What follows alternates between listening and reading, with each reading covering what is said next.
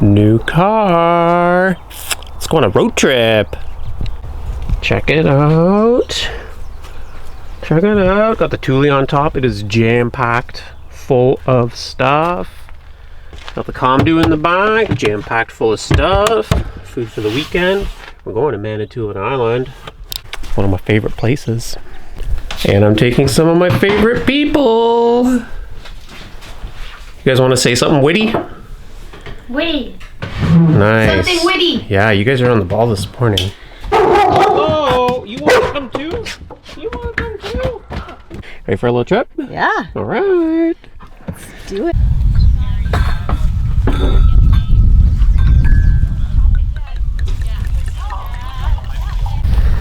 So we're at Nick's farm. I don't know if I talked about this earlier. We were here a few months ago. So Tara rented a row. So Nick's Farm and Vineyard here on Manitoulin Island. He's running a rent-a-row program. He has rented rows of grapes, and he's offering a series of workshops through the year. So people who rent a row come and they learn how to do the vine management in the spring, and then now we're doing canopy and cluster management, and then in the fall we'll come and there will be a harvest and a harvest dinner, and he'll press all the grapes for you, and you take home the grapes from your row, whether you want them as whole grapes or as crushed and destemmed juice. So we're looking forward to that. How's the workshop going? Pretty good. It's wine tasting time. I know, yeah. We were so busy doing the management that we got carried away, I guess. We got most of the row done. Yeah. Yes. So these vines here, we've gone through, trimmed out the suckers, trimmed the excess clusters and any of the side chains, kind of managing the main 2 cordons coming off of each vine. And then down here, if we follow Fluffy, these are some of the vines that we didn't quite get to yet. So we'll do some weeding around them, trim away any suckers at the bases, do some cluster management and so on. There's a few other tricks and tips about eastern leaves that are covering the clusters and so on, but that's kind of been the workshop. But now we get to do a wine tasting with a sommelier. I'm going to see if she wants to share who she is and what she does here in the kind of the Sudbury area of Ontario, and we're going to do some tasting of wines that were made from grapes pressed here on Nick's farm.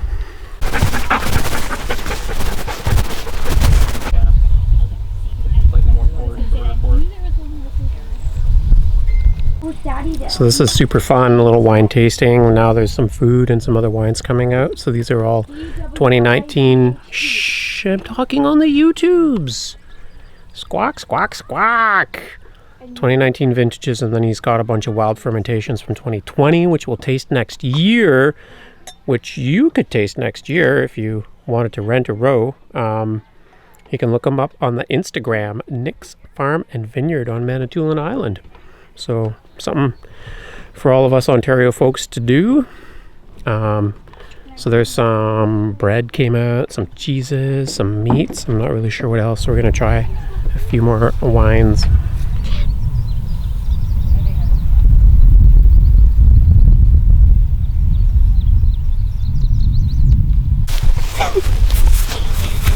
Why are you always ruining my videos? I'm not. Morning. Did a little extra wine tasting last night. A little bit of beer tasting as well. Some local beers from North Bay, which is my neck of the woods. Anyway, I wanted to give you a little tour of the vineyard here and talk a little bit about what Nick's up to on the farm, because it's an organic vineyard. And what does he call it? Restorative agriculture, which I might call biodynamic. Here, have a look at this.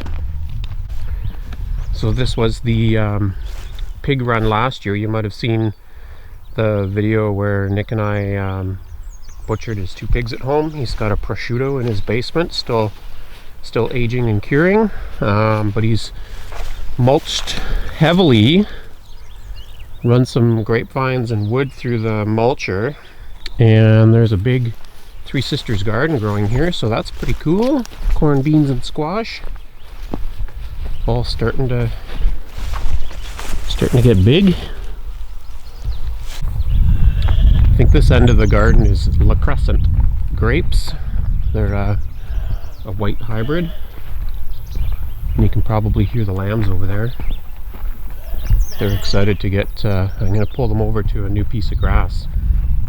So the deal here is Nick's got lamb pens that are built to fit in between the grape rows, and a couple of times a day he just slides the pen over.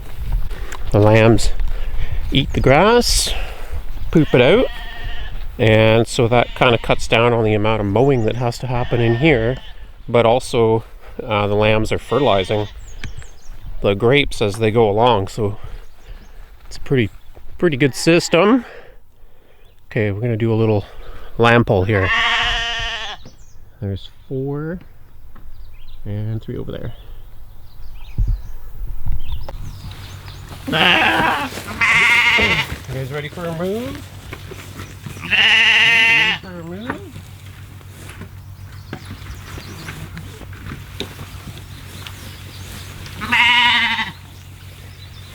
Keep this vine out of the way.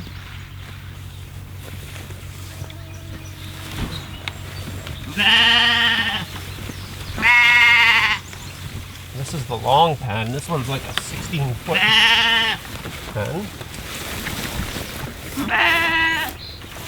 And the trick is you want the edges of the pen close enough to the ground that the sheep can't get under and then reach up and eat the grapevines. But you don't want them too close to the ground, otherwise it gets caught up when you're dragging it. It's a pretty smart system because it's kind of low input. I mean, there's a fair amount of labor involved in moving the lambs several times a day, but all they do is eat and eat and eat, turn themselves into meat. That's kind of catchy, eh? Eat and eat and eat, turn themselves into meat.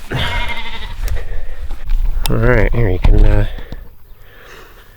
sit on top of this fence post here. You guys ready to move? Are you hungry for new grass? You guys basically ate it down to a stubble. Eh? Down to a stubble. Oh. You gotta move your water dish or it's gonna tip over. That won't be good. Yeah!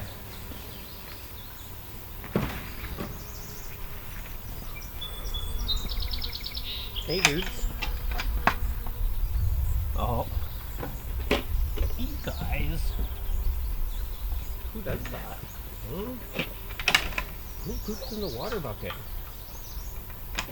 That ain't smart.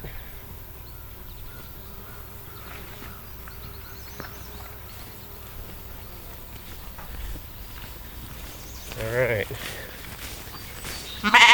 Take 2 on the pull.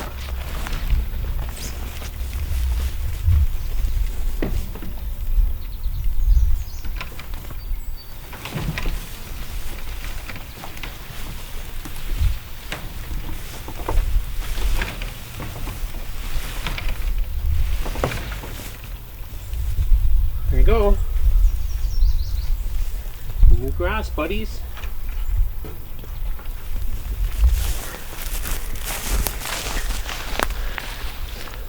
So there's also a bunch of smaller pens with the chickens. You probably have seen me do some of this in earlier videos from last year. So you can run chickens through on pasture as well. And the advantage there is that they're eating grass and it's supplementing their feed costs. But they also eat bugs. get rid of the pests. Look at how happy these guys are to get their fresh grass. Oh, I just gotta go put their water back in, and then there's one more pen to move. Alright, one more pen to move. We'll go have a look at some of the chickens. Maybe we'll get some fresh eggs. And then we'll go check in on Tara. She's just finishing the last bit of vine pruning. I don't know if I talked about the fencing here. That might be worth a little chit chat. So, like all the wires that you see beside me, those are the training wires for the grapes. So that's one part of the fencing, but the other part is that there's a 5-strand predator-proof, high-voltage kind of an electric fence around the whole grape vineyard. Just about nothing gets through that, and it's a pretty good way to exclude predators from a patch. I think the biggest pest here now is the birds. But oh, Jeremy can't count. 7-strand, so one real low. You just got to make sure you whippersnip under it so that it doesn't ground out. So 3 down low, 1 very low, then 4, 5, 6, 7.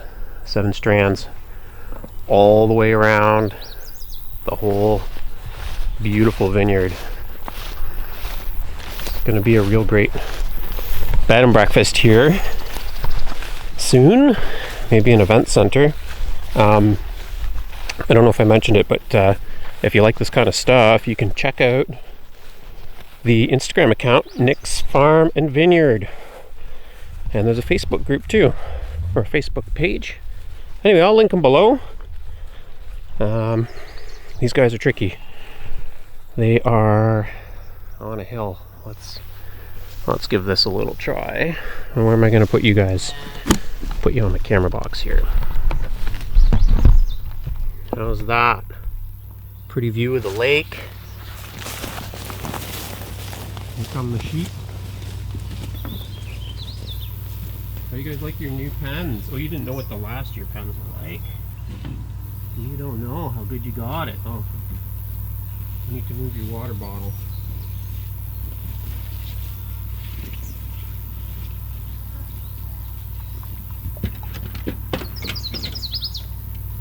You need to move. Not the water bottle. Oh, you guys are really sniffly. Okay. Sniffing up my Princess Auto shirt.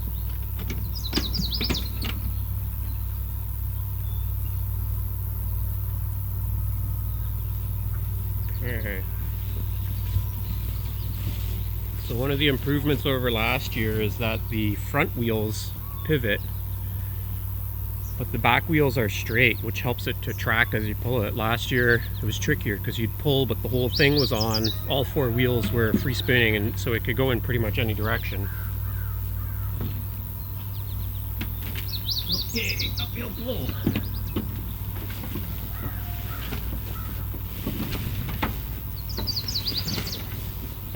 If I ever get Nick on camera and you see how fit he is, you'll know how that happens.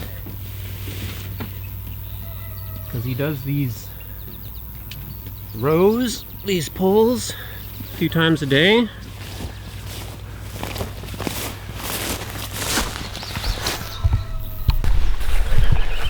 This is the red grape side of the vineyard. So lots of Frontenac on this side, I believe. Oh, we've got a post down. We've got a post down. I don't know. I don't know if I can straighten that up or not. I'll give it a try.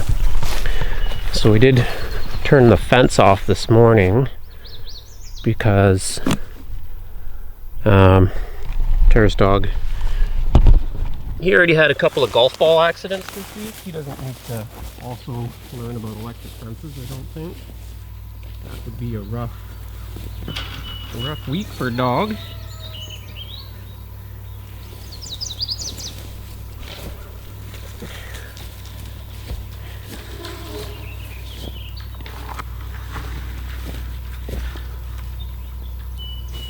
I don't know. We need something to wedge it. We need something.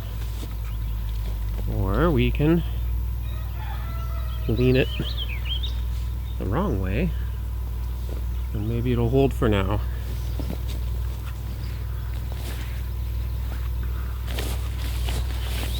Have to put in a like some kind of a cross bar or something to hold that straight. But that'll do for now, except that the wires now are all touching this. So anyway, Nick's going to be by soon. I'll just let him know that that fence is down. Here are the hens. Hey girls, you guys tipped over your water. Look at how antsy they are to get pulled forward. They're like, put us on the new grass. Give us some bugs. Okay. You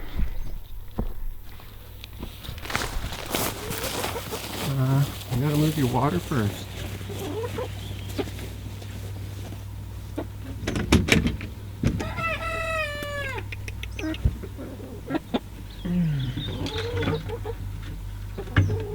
Probably thirsty, hey?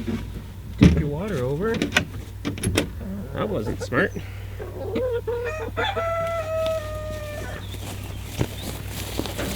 These are chicken nipple waterers. They just have little push buttons, so when there's water in here and the hens push on this with their beaks, then they can lick up the water that comes out. These are real good water savers.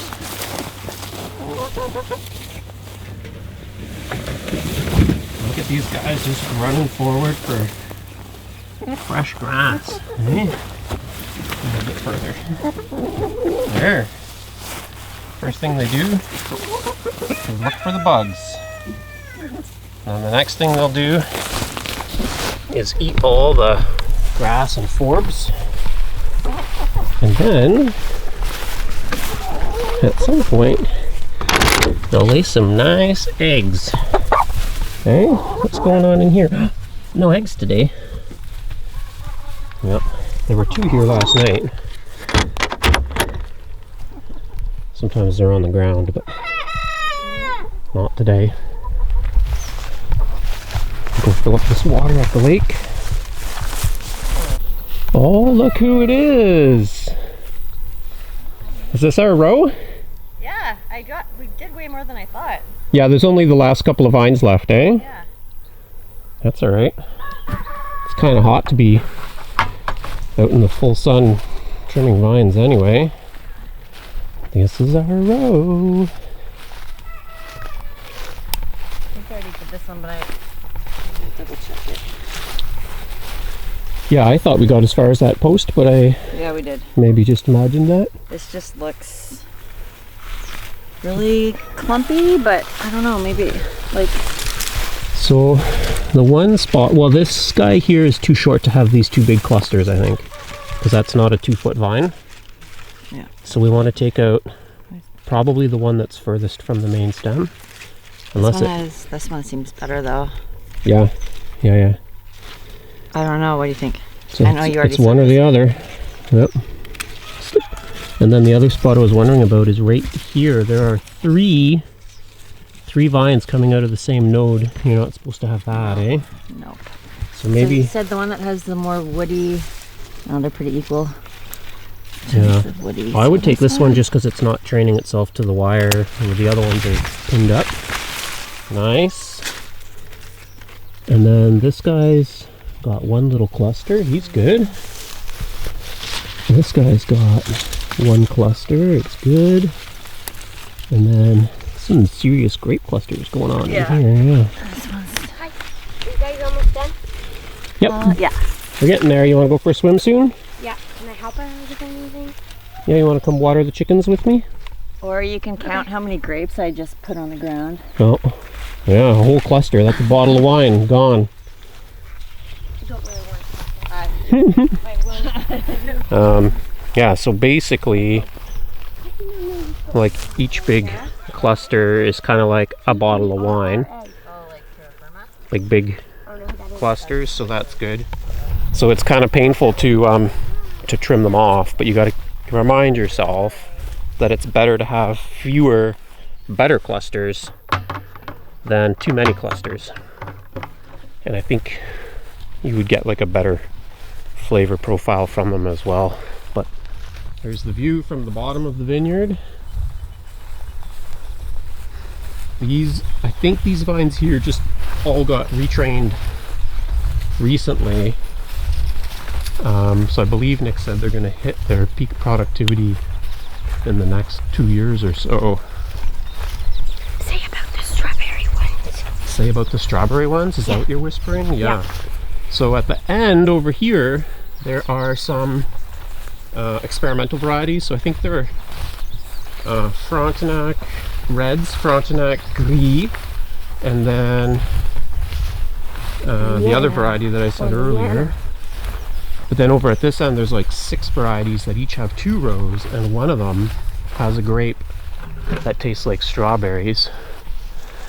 So our plan is to get Nick to help us to take a couple of cuttings, and we're going to start a couple of them back at my parents' place, and then hopefully maybe set up a couple of posts and a wire and just have 2 or 3 or 4 vines there, making those. They're just like an amazing eating grape. When we were here for harvest last year, you guys mostly spent your time eating those grapes, and everybody else spent their time picking and crushing all the other ones. No, but we were the official taste testers, so that was our job. It was their job. They're just doing their job, man. Okay. Can you grab that bucket? And yeah, because you don't wear shoes. Surprise! We're gonna go down and get some lake water. Well, one of my foot feels like I rolled my ankle, and the other one is stuck. They both Yeah. hurt now. Oh, the water's so clear today. So clear. You could easily spot fish from up here. Well, you can see better from up high. And the closer you get to the water, the more reflection you get, and then it's harder to see into the water. Just arguing with my daughter. And I'm winning. What? Winning my argument. Because you don't know what you're talking about. Right? There's a lot of slime on Here, it. you want to hold the camera and I'll scoop? Yeah, just grab it by the face. That's the way to hold a camera. Well, your hand was in the rest. Which, oh, it's that way. Can I flip the little, this thing? Yeah, if you want to. Flip it. Then it's easy. Wait a second. Why is it? It's on me. Whoops. Let's get a little bit more water than that. There. These used to be Nick's maple syrup buckets. See, they got the holes in the top? Because when he would have tapped the tree, then he would run the hose into this, and this would sit on the ground at the base of the tree, but then he's turned it into a watering bucket for the chickens. Alright, up we go. How do I turn it off? With the up button. Power. Cha-ching. There you go, and then you can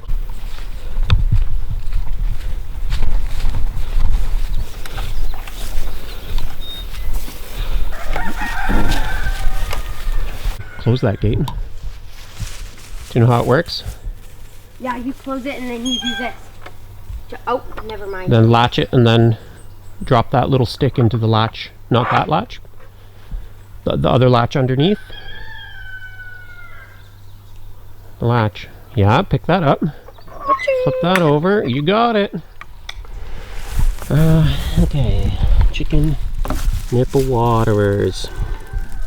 Well, the light's not great here, but you can see there's a little bit of water pooling on there, so when they push it, water comes out and they can drink. Very little waste. They're very inexpensive, and it basically lets you turn any bucket into a chicken water. You got it? You're a superstar. My daughter said, you should just review cameras and knives and tents instead of flashlights, because those are the cool things. Which, I'd do some reviews of cameras, knives, and tents, I guess, but I also love flashlights. Am I piggybacking you? Mm-hmm. Alright. You are getting to be too big for piggybacking. Oh, how about we piggyback up this really steep hill? Yeah, good idea. Okay. How's it going there, Vine Master? Oh, pretty good. Yeah, it looks good. Look at, there's so many clusters down here. Yeah, I'm gonna gonna have to sacrifice a bunch of them. Yeah. Piggyback. Just, they're like, I don't have to sacrifice earwigs. Oh, kill them. I will. Oh, hey, I wasn't ready for you to just jump on me. Okay, those are fine. I'm gonna get rid of this guy. So many decisions. I like it. Yeah. That's a really nice vine too. It's got like really long cordons. They look good. What's a cordon? The main Stem. the main one that you allow, right? So it's going to always be sending up suckers. Tara loves to trim the suckers. And then it's going to have, you're going to choose 2 cordons that you train to your wire. And then off of those you have your vines and all your clusters. Huh. That one's nice. Mm-hmm. Its hands up again. Yeah, it was waving its little antenna. We were just minding our own business, and then we looked over our shoulder and we're like, where did that come from? Because it's not like we weren't looking at the barbecue, because we saw a whole bunch of It's doing it. It's putting its hands up. Oh, he's on the move. Oh, that's why he just appeared. Look at how fast he is. He's giving her. Looks like he's like cheering for a crowd. Yeah. Or a band. He's doing the wave. Yeah. We found these paper wasp nests inside the barbecue, which we have to use after to cook supper. So I just turned on the element, and we've got some little larvas in there to fry up in butter after. Mmm, yum yum. Where's he going? Where are you going, buddy?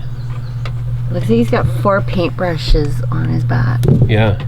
Or her back, but I think it's a boy.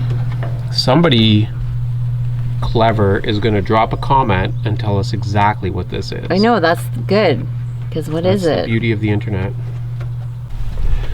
Here's the other ones from those paper wasps. Look at all those little fat larva grubs in there. There's an angry mama over here. Yellow jackets, maybe. You want it? Cook them up. She Where'd they go? She just left. She was Oh yeah, so they keep wanting to, like, they had nests in there. And I guess Nick hasn't been using the barbecue much. There was a nest in here. Oh, look at them all in there. Maybe you can't see them because it's dark, but there's like 5 adults in there wondering where their nest went. Oh, I can see them. They're hanging down. You can try. He keeps coming back. Yeah, he keeps coming back. There's like a weird little, you'll never see him on camera, but there's like a leafcutter bee, and he keeps going underneath here, and I think it's actually crawling inside. Oh, whoop, then away he goes. Oh. Whoop. I think he's building a nest inside the table. Right here. I'll have to slow this down or something.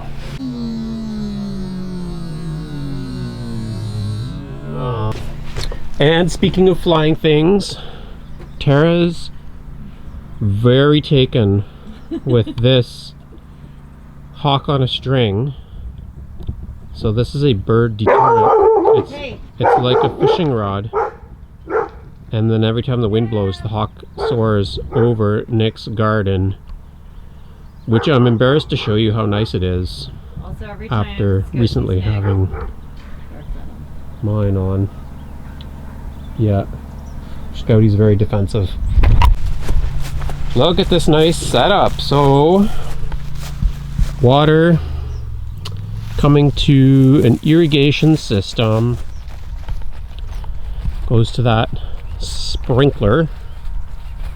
And look at, there's like no weeds in this garden. The peas are all growing. He's got perennials all on the side over here.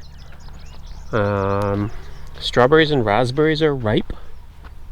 Hey, out, out, out. Get out. Dogs and gardens don't mix. Chipmunks and gardens definitely don't mix. So, sprinkler system. Kind of similar to mine. It's like a rainbird on top of a post though, so you get a little more lift. Probably covers a bigger area. Potatoes, which are looking pretty spectacular. Look at these strawberries.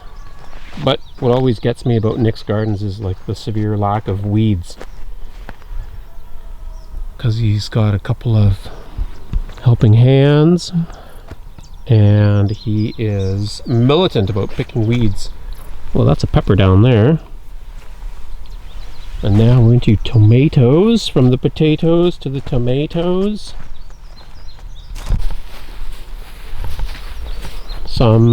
Those might be melons or squashes. And then over here he's been doing some cardboard with wood chips on top. So he made an investment in a chipper, which is pretty awesome because it'll just make all the mulch you need. I'll have to ask him. I don't think these might be more melons or squashes. He's a big fan of the squashes. This looks like a zucchini here actually. Anyways, we're really looking forward to coming back in the fall for the harvest. And I will definitely video that again. And at that time, hopefully also the lambs will be bigger. There'll be pigs. It's kind of a super interesting spot. Check them out on Instagram, Facebook. Should be some Airbnb opportunities here soon. And even if you can't physically be here, you can be here virtually through one Wildcrafter on the YouTubes. Probably gonna wrap this trip up soon, so got a plan to meet up with the Wooded Beardsmen for some fishing soon. See you on that one.